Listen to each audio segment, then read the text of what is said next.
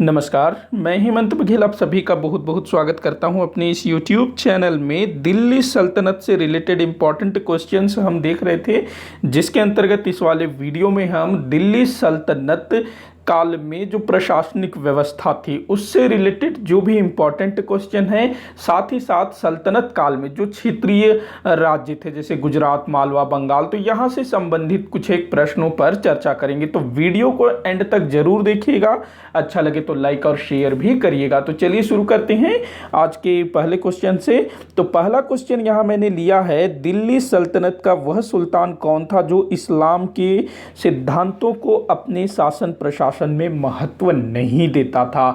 तो ये कौन था? अलाउद्दीन खिलजी और कुछ हद तक मोहम्मद बिन तुगलक। देखो, जो अलाउद्दीन खिलजी था वो शासन प्रशासन में जो भी इस्लाम के सिद्धांत है, यहाँ तक कि जो उलेमा वर्ग है, मुसलमानों में जो धर्म संबंधी व्यक्ति होते हैं उनको उलेमा बोला जाता है, तो इन सबको वो शासन प्रशासन से दूर रखता था।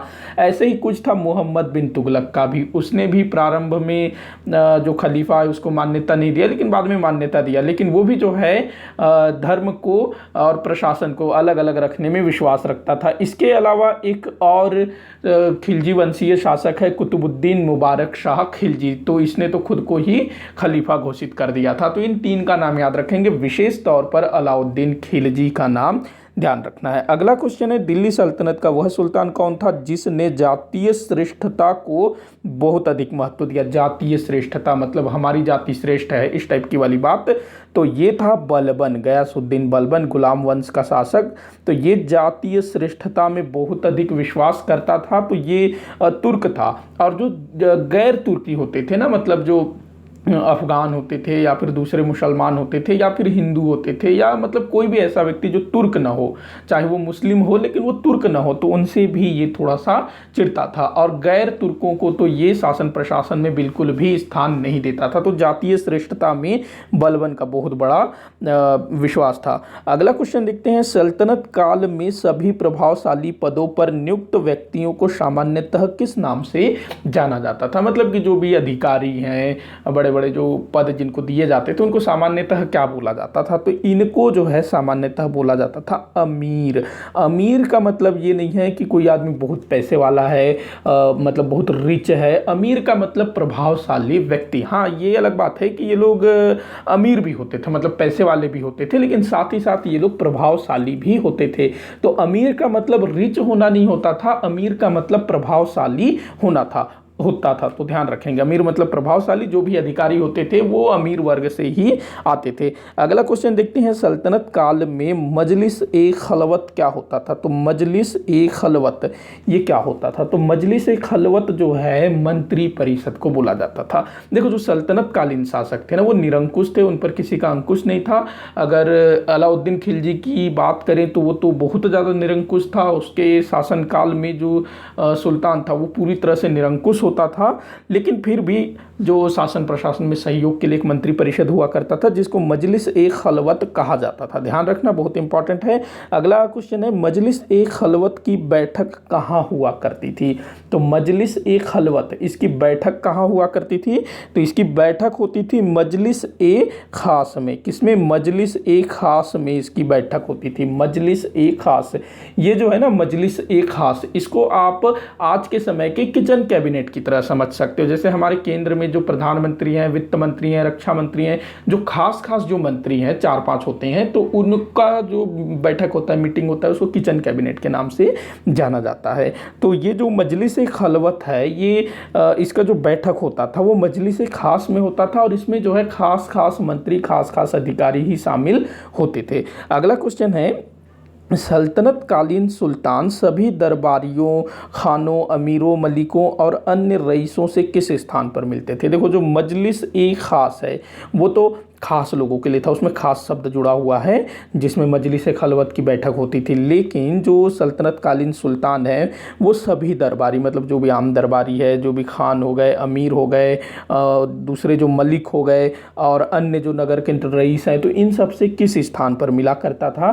तो ये होता था बार ए खास। ध्यान रखना, बार ए खास, इसको हम साधारण दरबार के तौर पर भी समझ सकते हैं।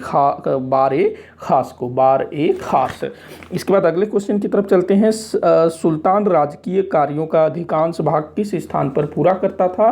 तो ये होता था बार-ए-आजम। याद रखना, बार-ए-आजम, यहाँ पर सुल्तान जो है अपने अधिकांश राजकीय कार्यों को संपादित करता था। बार-ए-आजम एक तरह से ये उसका ऑफिस है, ये आप समझ सकते हो। जैसे कि आज के समय में जो प्रधानमंत्री कार्यालय है, वहाँ से प्रधानमंत्री जी का सारा काम ऑपरेट होता है, तो उस समय पर ये बार-ए-आजम से हुआ करता था। अगला क्वेश्चन देखते हैं, सल्तनत काल में सर्वाधिक शक्ति संपन्न अधिकारी कौन होता था? तो इस समय ना वजीर का पद बहुत ज़्यादा इंपॉर्टेंट था, वजीर। हालांकि समय समय पर दूसरे कई सारे महत्वपूर्ण मतलब शक्तिशाली पदों को सृजित किया गया था, जैसे कि नाइब हो गया, वकील ए सुल्तान हो गया, लेकिन वो लोग कुछ ही समय बाद प्रभावहीन हो गए। वजीर जो है काफ़ी लंबे समय तक चला, लेकिन धीरे धीरे जैसे कि सैयद शासकों के टाइम पर महत्वहीन हो गया और लोदियों के समय में तो बिल्कुल ही महत्वहीन हो गया था, लेकिन शुरू में ना काफ़ी इंपॉर्टेंट था वजीर, ध्यान रखना।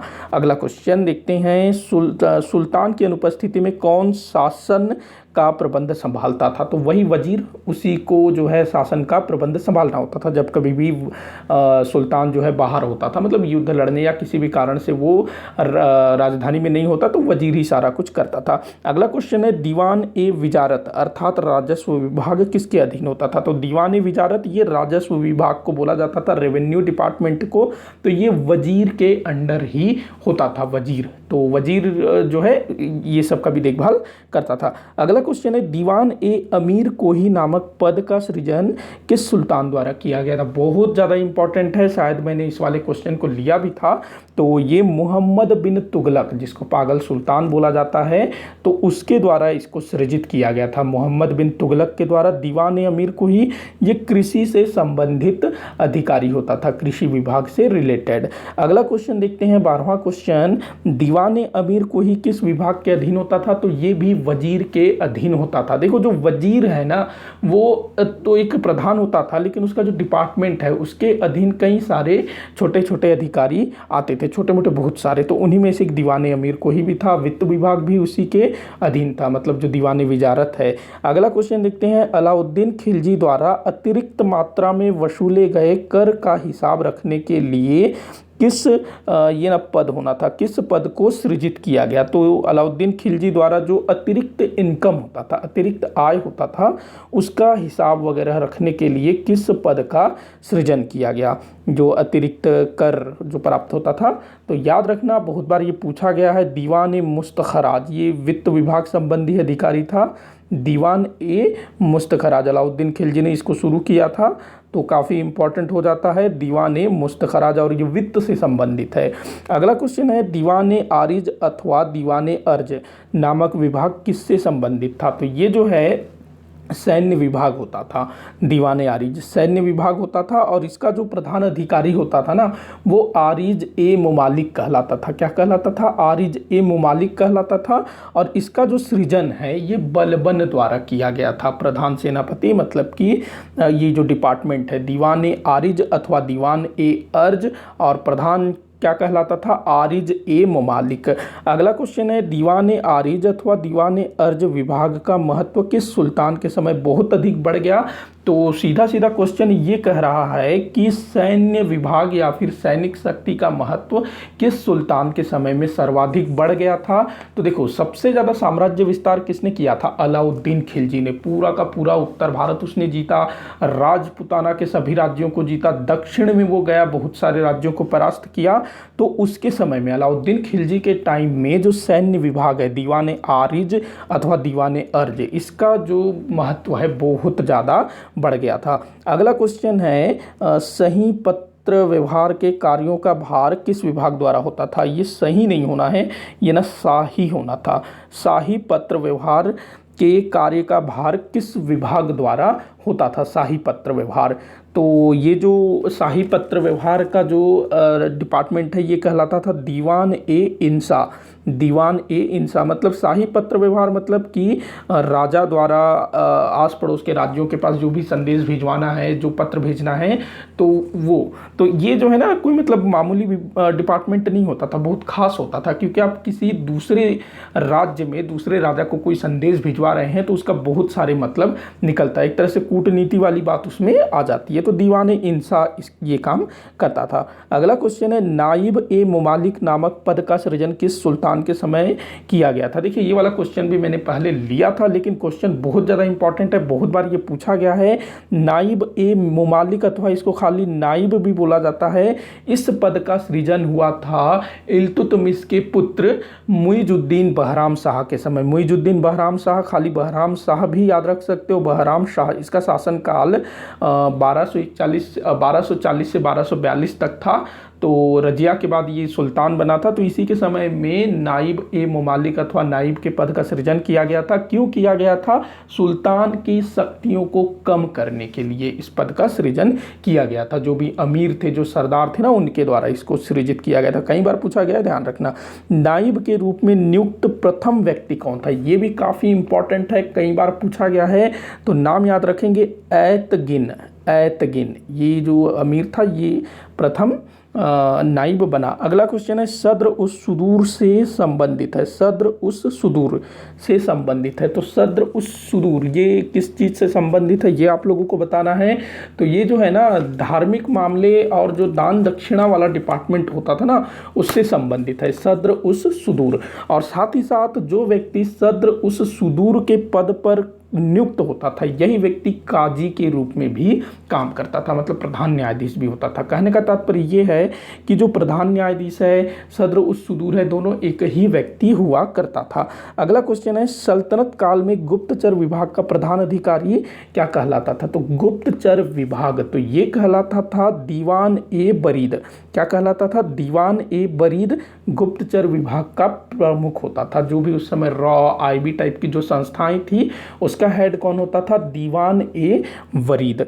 अगला क्वेश्चन, वरीद नहीं, बरीद। अगला क्वेश्चन देखते हैं, सल्तनत काल में अमीर ए आखुर किस विभाग का प्रधान होता था? अमीर ए आखुर बहुत ज़्यादा इंपॉर्टेंट है।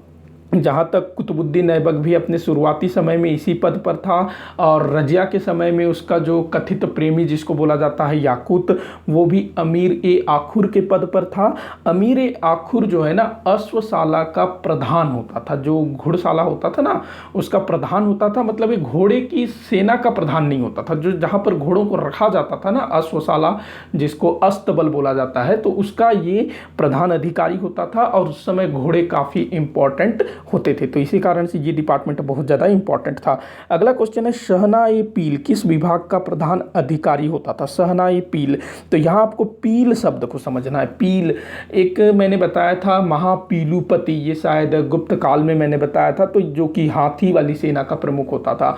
तो यहाँ पर जो शहनाई पील है ना, वही हाथी सेना का प्रमुख अधिकारी होता था। अगला क्वेश्चन है, सवार ए बरगुस्तवानी किस प्रकार की सेना होती थी? ये सेना है, माफ़ी चाहूँगा। तो सवार ए बरगुस्तवानी, सवार ए बरगुस्तवानी किस प्रकार की सेना होती थी?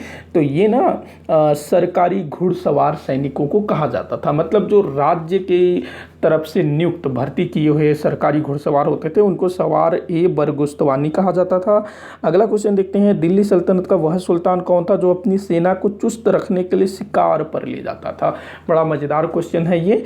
तो बलबन वो जो है अपनी सेना को चुस्त दुरुस्त रखने के लिए शिकार पर ले जाता था। मतलब कि जब शांति काल होता था, हालांकि उसके पास ना उतनी बड़ी स्थायी सेना नहीं होती थी, फिर भी जो उसके पास सेना होती थी तो उसको वो शिकार पर ले जाता था, ताकि जो सेना है वो बिल्कुल निठल्ली न हो जाए। अगला क्वेश्चन देखते हैं, सल्तनत काल में दान में दी गई भूमि को क्या कहा जाता था? दान में, देखो प्राचीन समय में तो अग्रहार बोला जाता था, जो ब्राह्मणों को भूमि दी जाती थी। इस समय क्या बोला जाता था? मदद ए मास, मदद ए मास। और ये जो है ना, बिल्कुल कर मुक्त होता था। हालांकि कुछ मामलों में कर देना भी होता था, लेकिन अधिकतर मामलों में ये कर मुक्त होता था, मदद ए मास। और जो अलाउद्दीन खिलजी है, उसने इस टाइप की जमीनों को कब्जा कर लिया था, अपना मतलब हथिया लिया था। अगला क्वेश्चन देखते हैं, सल्तनत कालीन किस सुल्तान द्वारा कृषि को प्रोत्साहित करने के लिए सर्वप्रथम नहरों का निर्माण करवाया गया? तो ये था गयासुद्दीन तुगलक। प्रथम सुल्तान था जिसने क्या कहते हैं, अपना नहरों का निर्माण करवाया था, गयासुद्दीन तुगलक ने। अच्छा, यहाँ एक चीज़ ध्यान रखना कि गयासुद्दीन तुगलक के बाद जो मोहम्मद बिन तुगलक आया, फिर फिरोज शाह तुगलक आया, तो ये जो तीनों शासक थे ना, इन्होंने कृषि को बहुत ज़्यादा प्रोत्साहन दिया। फिर जो मोहम्मद बिन तुगलक था उसने कृषि को लेकर के एक योजना भी बनाई थी जो कि फेल हो गई। फिरोज शाह तुगलक ने बहुत सारे नहरों का निर्माण करवाया था सिंचाई के लिए। तो ये तीनों जो है ना कृषि के लिए काफ़ी मतलब सोचते थे, ऐसा हम बोल सकते हैं। अगला क्वेश्चन है, बंगाल का विलय दिल्ली सल्तनत में किसने किया था? तो नाम याद रखेंगे, बख्तियार खिलजी। बख्तियार खिलजी जो कि मोहम्मद गोरी का गुलाम था, तो उसने जो है बंगाल का विलय किया था। मतलब बंगाल बिहार की तरफ इसी ने अटैक किया था और इसी ने जो है नालंदा विश्वविद्यालय, विक्रमशिला विश्वविद्यालयों को भी नष्ट कर दिया था। बंगाल दिल्ली सल्तनत से कब पूर्णतः स्वतंत्र हुआ? तो देखो, दिल्ली सल्तनत का अंग रहा बहुत समय तक, बीच में जो है ना स्वतंत्र हो गया था, लेकिन बलबन ने उसको फिर से दिल्ली सल्तनत में मिला लिया था। लेकिन उसके बाद मोहम्मद बिन तुगलक के टाइम पर बंगाल जो स्वतंत्र हुआ, उसके बाद फिर कभी भी दिल्ली सल्तनत के अधीन दोबारा नहीं आया। बाद में फिर मुगलों ने उसको जीत करके अपना मुगल साम्राज्य में मिलाया। तो मोहम्मद बिन तुगलक के शासन के अंतिम समय में लगभग 1340-45 के आसपास में बंगाल जो है स्वतंत्र हो गया। अगला क्वेश्चन है, सुल्तान महमूद बेगड़ा कहाँ का शासक था? महमूद बेगड़ा, इसको पेटू भी बोला जाता है। पेटू मतलब जो बहुत खाता है उसको बोलते हैं ना। तो महमूद बेगड़ा पेटू, तो ये गुजरात का शासक था। ध्यान रखना, कई बार ये पूछा गया है, गुजरात का शासक था। अगला क्वेश्चन है, सैनिक सुधार की दृष्टि से किस शासक का शासनकाल महत्वपूर्ण था? तो इस टाइप का क्वेश्चन आए ना तो आपको लगाना है अलाउद्दीन खिलजी। उसने बहुत सारे सुधार किए थे, तो इसका आंसर अलाउद्दीन खिलजी। अगला क्वेश्चन है, किस सुल्तान द्वारा सर्वप्रथम सैनिकों को नकद वेतन देना शुरू किया गया? तो नकद वेतन, तो ये जो है अलाउद्दीन खिलजी द्वारा शुरू किया गया। और फिरोज शाह तुगलक, उसने जो है नकद वेतन देना बंद कर दिया और फिर से जागीरें बांटना शुरू कर दिया। तो अलाउद्दीन खिलजी नकद देना शुरू किया। अगला क्वेश्चन देखते हैं, केवल मुसलमानों से लिया जाने वाला भूमि कर क्या कहलाता था? जो खाली मुसलमानों से लिया जाता था भूमि कर, तो वो कहलाता था उस्र। क्या कहलाता था? उस्र। और ये जो है ना उपज का 1/10 होता था। देखो, जो दिल्ली सल्तनत है ना, उस समय हिंदुओं से जो कर लिया जाता था, जो कि उस समय बहुसंख्यक थे, तो 1/3 लिया जाता था उपज का 33%। वहीं मुसलमान कृषकों से 10वां हिस्सा लिया जाता था सिर्फ, मतलब 10%, और इसको उस्र बोला जाता था। तो इतना मतलब उस समय भेदभाव होता था। अगला क्वेश्चन देखते हैं, सल्तनत काल में लगान निर्धारित करने की प्रणाली क्या कहलाती थी? लगान निर्धारण करने की प्रणाली को क्या कहा जाता था? तो इसको बोला जाता था बटाई। क्या बोला जाता था? बटाई बोला जाता था इसको। और बटाई जो है ना 3 प्रकार की होती थी। बटाई का मतलब सामान्यतः क्या होता है? बांटना। तो 3 प्रकार की बटाई होती थी, खेत बटाई, लंक बटाई, रास बटाई। इन्हीं तीनों प्रणालियों से कर निर्धारित किया जाता था और इन तीनों को संयुक्त रूप से बटाई प्रणाली कहा जाता था। 33वें नंबर का क्वेश्चन मैंने छोड़ दिया था, उसको भी देख लेते हैं। गैर मुसलमानों से लिया जाने वाला भूमि कर क्या कहलाता था? तो ये कहलाता था खराज। खराज। मुसलमानों से जो भूमि कर लेते थे उसको उस्र कहा जाता था, और गैर मुसलमानों से लिया जाने वाला भूमि कर खराज, और इसका दर कितना होता था? 1/3। तो ध्यान रखेंगे। अगला क्वेश्चन है, होशंग शाह कहाँ का शासक था? होशंग शाह, तो ये मालवा का शासक था होशंग शाह। ध्यान रखना, तो ये सबको ना, मालवा वगैरह सबको अलाउद्दीन खिलजी ने जीत लिया था। लेकिन तुगलक वंश के शासकों के बाद जब वो उनका पतन हो रहा था ना, तो उस समय ये सब स्वतंत्र हो जाते हैं। अगला क्वेश्चन है, होशंग शाह द्वारा हिंडोला महल का निर्माण कहाँ करवाया गया था? तो पहला चीज़ तो आपको ये याद रखना है कि हिंडोला महल, इसका निर्माण होशंग शाह ने करवाया था, जो कि मालवा का शासक था, और ये मांडू में करवाया था। ध्यान रखना, मांडू। अगला क्वेश्चन देखते हैं, जलालुद्दीन खिलजी द्वारा सृजित दीवान ए वकूफ का पद किस विषय से संबंधित था? क्या चीज़ है? दीवान ए वकूफ। तो ये क्या था? व्यय के कागजात की देखभाल करना। मतलब कि जो भी खर्च हो रहा है, कहाँ खर्च हो रहा है, कितनी राशि खर्च हो रही है, तो उन सब के कागजातों को संभाल करके रखना, ये दीवान ए वकूफ का काम होता था। किसने इसको सृजित किया था? तो जलालुद्दीन खिलजी ने।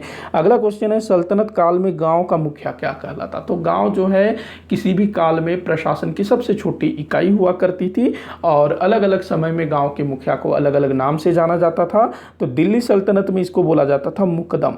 क्या बोलते थे? मुकदम। ध्यान रखना, मुकदम कहा जाता था।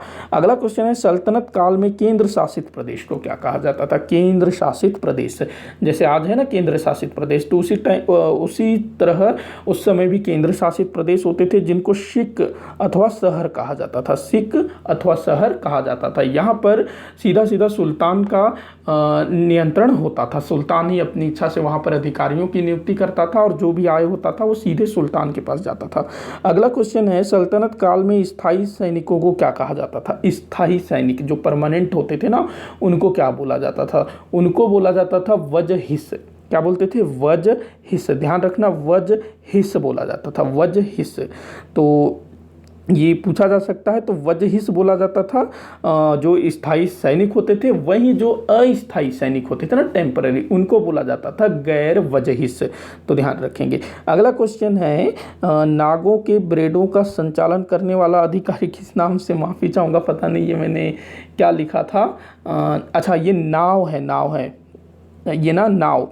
तो नावों के बेड़ों, जो नाव का बेड़ा होता था ना, तो नावों के बेड़ों का संचालन करने वाला अधिकारी किस नाम से जाना जाता था?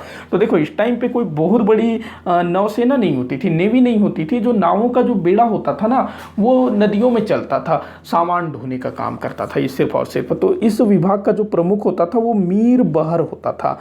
क्या होता था? मीर बहर होता था। ध्यान रखेंगे, मीर बहर होता था नावों के बेड़ों का प्रमुख अधिकारी। ये कोई मतलब सेना नहीं होती थी, ये माल ढुलाई का काम करता था। अगला क्वेश्चन देखते हैं अहमदाबाद नगर की स्थापना किसके द्वारा की गई थी? तो अहमद शाह के द्वारा, गुजरात के सुल्तान अहमद शाह द्वारा।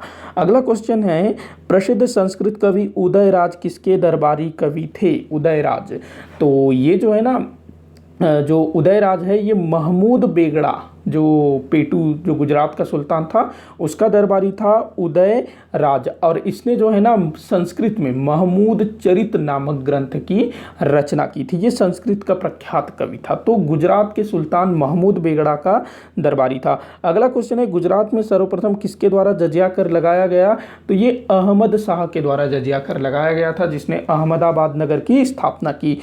अगला क्वेश्चन देखते हैं भारत के किसी भी क्षेत्र में सर्वप्रथम जजिया कर किसके द्वारा हटाया गया था? तो ये जो है ना कश्मीर का एक सुल्तान था जिसका नाम है जैनुल आबदीन। याद रखना, कश्मीर का शासक था जैनुल आबदीन। तो इसने जो है सर्वप्रथम जजिया कर को हटाया। यहाँ पर जो है ना कई सारे बच्चे कंफ्यूज होते हैं, क्योंकि जो अकबर था उसने भी जजिया कर हटाया था। तो देखो, अकबर जो है देखा जाए तो वो लगभग पूरे भारत का शासक था। हालांकि उसके अधिकार में दक्षिण का जो भाग है वो नहीं था, लेकिन फिर भी भारत का बहुत बड़ा हिस्सा उसके अधिकार में था। तो उसने एक तरह से भारत में सती प्रथा का सती प्रथा नहीं, जजिया कर को समाप्त किया था भारत से। और वहीं अगर कश्मीर की बात करें तो वो एक पर्टिकुलर एरिया है, एक छोटा सा क्षेत्र है, हालांकि बहुत बड़ा है, लेकिन वो एक तरह से एक राज्य है, ये हम समझ सकते हैं। तो भारत का कोई भी क्षेत्र जहां सबसे पहले जजिया कर को हटाया गया तो वो कश्मीर है, अगर ऐसा प्रश्न पूछा जाएगा। और अगर भारत के संदर्भ में पूछेगा तो वहां पर अकबर आएगा, आपको ध्यान रखिएगा इस चीज को। अगला क्वेश्चन है मध्यकालीन भारत में इंद्रकोट किस क्षेत्र की राजधानी थी? तो इंद्रकोट ये किस क्षेत्र की राजधानी थी? तो ये कश्मीर की राजधानी थी। ध्यान रखना, इंद्रकोट कश्मीर की राजधानी थी। कश्मीर का अकबर किसे कहा जाता है? तो जैनुल आबदीन को बोला जाता है, क्योंकि वो अकबर के जैसा धार्मिक रूप से बहुत ज़्यादा सहिष्णु था और जजिया कर को हटा दिया था अकबर के पहले अपने कश्मीर में, सिर्फ वो कश्मीर तक सीमित था। तो ध्यान रखेंगे। अगला क्वेश्चन है सल्तनत काल में घोड़ों के व्यापार पर लगने वाली कर की सामान्य दर क्या थी? तो घोड़ों के व्यापार पर ना 5% कर लगता था। अच्छा, यहाँ आप लोग ध्यान रखेंगे कि इस समय ना दिल्ली सल्तनत काल में जो मुस्लिम व्यापारी होते थे, मतलब सामान्य व्यापारी, उनसे 2.5% कर लिया जाता था। वहीं जो गैर मुस्लिम व्यापारी होते थे उनसे 5% कर दिया जाता था, मतलब भेदभाव होता था। अगला क्वेश्चन है इक्ता का प्रमुख क्या कहलाता था? तो इक्ता का जो प्रमुख होता था वो इक्तेदार कहलाता था। इसके अलावा वो वली भी उसको कहा जाता था, मुक्ति भी इसको बोला जाता था। और इक्तेदारी व्यवस्था इसकी शुरुआत किसने की थी? तो इल्तुतमिश द्वारा। अगला क्वेश्चन है वकील सुल्तान नामक पद का सृजन किस सुल्तान द्वारा किया गया था? तो ये नासिरुद्दीन महमूद शाह, जो तुगलक वंश का अंतिम शासक था ना, नासिरुद्दीन महमूद शाह, तो उसके समय में वकील सुल्तान नामक पद को सृजित किया गया, लेकिन ये कुछ ही समय अस्तित्व में रहा और आगे चल करके बहुत ही जल्दी प्रभावहीन हो गया। अगला क्वेश्चन है 51 नंबर का क्वेश्चन, आखिरी क्वेश्चन है ये, वजीर का पद किन सुल्तानों के समय महत्वहीन हो गया? तो मैंने शुरू में बताया था कि जो वजीर है वो दिल्ली सल्तनत का सबसे शक्तिशाली पद हुआ करता था। सुल्तान के बाद वो दूसरा शक्तिशाली व्यक्ति होता था, और ये जो है ना सैयद और लोदियों के समय में महत्वहीन हो गया था। जो तुगलक वंश के अंतिम शासक थे ना, महमूद मतलब नासिरुद्दीन महमूद शाह, तो उसी के टाइम से ये महत्वहीन होना शुरू हो गया था। तो आज का वीडियो यही समाप्त होता है, और इसी के साथ दिल्ली सल्तनत से संबंधित महत्वपूर्ण प्रश्नों की ये श्रृंखला भी यहाँ समाप्त होती है। अगर आप लोगों ने अभी तक बाकी के वीडियोस नहीं देखे हो तो आप लोग मेरे चैनल के प्लेलिस्ट में जाकर के देख सकते हो, और जिस किसी ने अभी तक मेरे चैनल को सब्सक्राइब नहीं किया है तो वो सब्सक्राइब कर लो, ताकि आगे भी इसी टाइप के वीडियोस आप लोग देखने को मिलता रहे। वीडियो को लाइक करिएगा, जितना हो सके अपने दोस्तों के साथ शेयर करिएगा। वीडियो को आखिर तक देखने के लिए बहुत बहुत धन्यवाद।